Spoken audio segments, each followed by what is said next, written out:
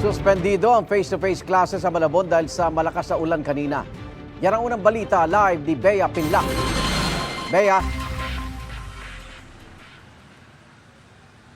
Igan, humina na ang ulan dito sa Malabon pero kanina nag-anunsyo ang LGU na wala munang pasok sa lahat ng antas sa pampubliko at pribadong paaralan sa lungsod ngayong araw.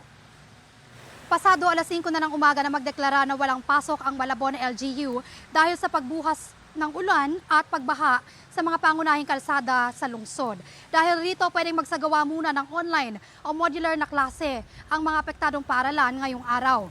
Sa kabaan ng General Luna Street sa Malabon, marami tayong nadaanan na bahagi na may gutter deep na baha o minsan lagpas pa. Ang ibang nakita natin talagang nilulusong na ang baha kahit hindi nakasuot ng angkop na rain gear. Ang ilang magulang at mag-aaral na nakasalubong namin nagreklamo pa dahil nila'y late na nila nalaman na walang pasok ngayong araw. Ngayon, so po, at tinanghali na rin kami, hindi namin alam na wala palang pasok ngayon. So pumunta na kami ng school, ngayon pauwi na nga kami. Bibili na rin kami ng pagkain ngayon. Late po nag-announce eh. Kanina pa po kasi umuulan and may flag ceremony pa po dapat kami ngayon. And 5:30 po yun. Hindi na po natuloy kasi po nag-suspend. And late na po sila nag-suspend po. Sayang po yung oras po namin. Tsaka po yung pag-aayos din po namin.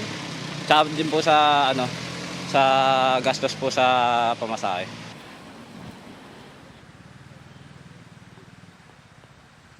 Igan, sa ngayon, paambon-ambon na lang dito sa Malabon. Pero dito sa kinatatayuan ko, kanina raw, lagpas gutter deep pa umabot yung baha. Ngayon, kung nakikita natin, medyo humupa na. Sa ibang lugar naman, medyo mataas pa sa ngayon, pero minomonitor pa rin natin yung lagay ng panahon.